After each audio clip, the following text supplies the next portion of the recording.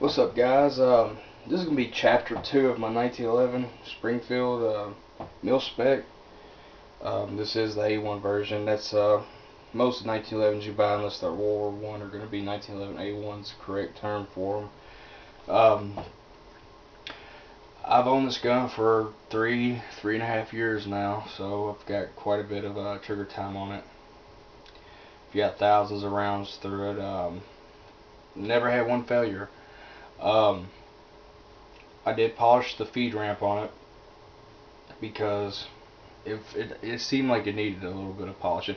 Even though it still never failed, I thought it should be a little smoother. So I did polish the feed ramp on it.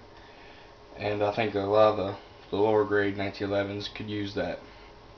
Because that's one of the things you pay for when you get you can never really go wrong with a polished feed ramp if you know what you're doing right and you're got the right material of steel.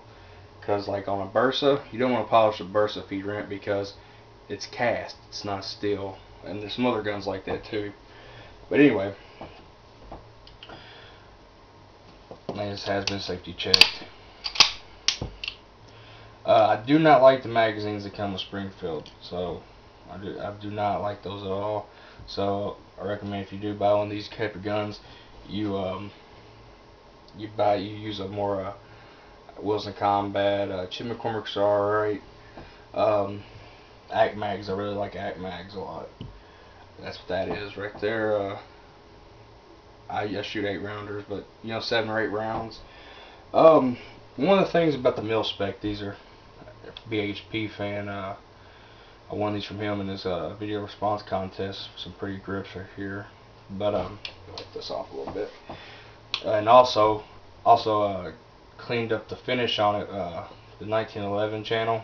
I think I'll put his link below. He's got an awesome video on how to take surface scratches off your 1911. See, I bought this gun for carry, and I had a 1911, nickel 1911, and it was kind of, yeah.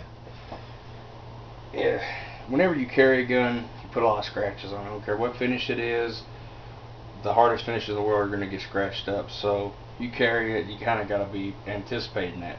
With a stainless gun, if you know what you're doing, you can pretty much fix almost all scratches and stuff like that.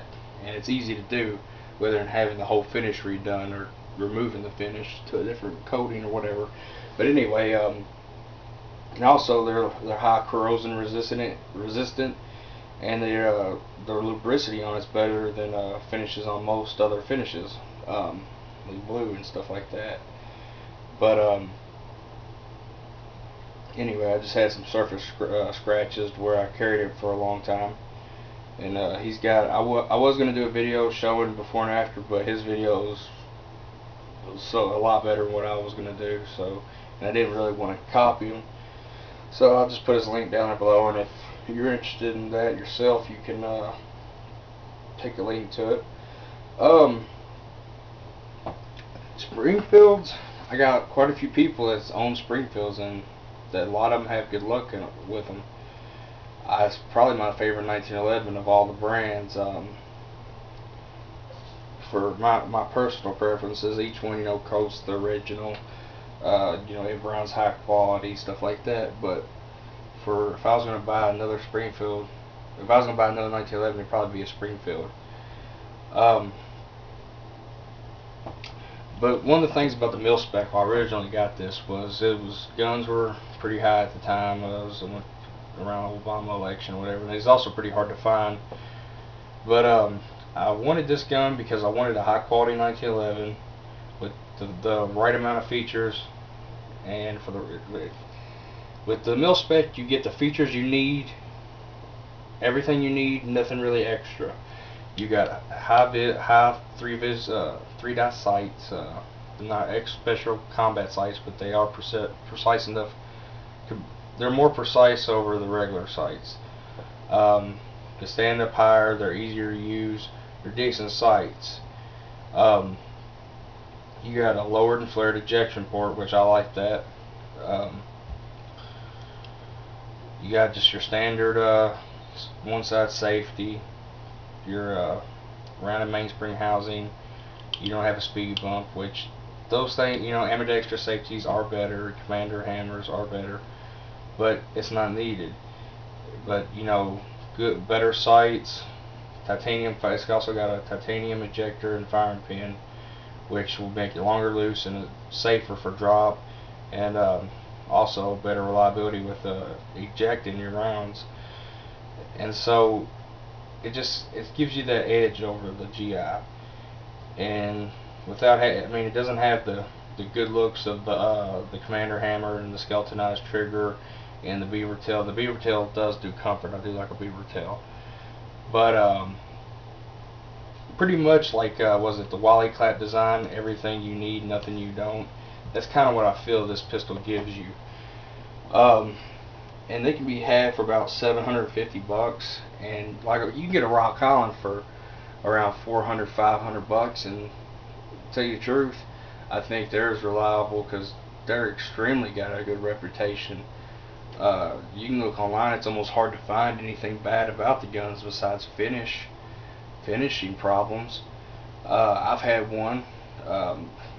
I'd buy it back if the guy ever offered to sell it back to me. I plan on buying another one. They're great guns. But if you want more of a name brand, 1911 like I did, Springfield, without going over the budget, the Springfield Milspec's a good gun. Now you can also go with the Range Officer, which is probably about $100 more, and you get all the features that you're missing on this. But truthfully, I picked up the Range Officer not too long ago. It has what they call target sights on there, and target sights are great for targeting, but they're huge. It blocks out a lot. I don't think I would like that for a concealed carry, or if I had to use it. I mean, you could, but it's going to block out a lot of your field of view. But other than that, like I said, it's Range Officer. It's meant to be a target gun. That's why it says target sights, and you can get either or. But Milspec, you can't go wrong on it, really. They're good guns. Springfield has a lifetime guarantee, an awesome warranty. They stand behind. I've called my mouth's dry. Sound like a retard. I called Springfield. I was asking them some questions because I was gonna buy a black stainless loaded model, but they don't make the combat sights anymore, and like I said, I don't like the stainless. But I'll tell you what, it was a female on the phone, and she was extremely helpful. She knew all the specs. She was more than happy to go through all my boring questions about all this stuff. She gave me extra info. I didn't even ask for it, and I called them kind of late. It was like 4:58 when I called, and I'm sure she was getting ready to get off work because they close at 5. So, Springfield's got a good customer service.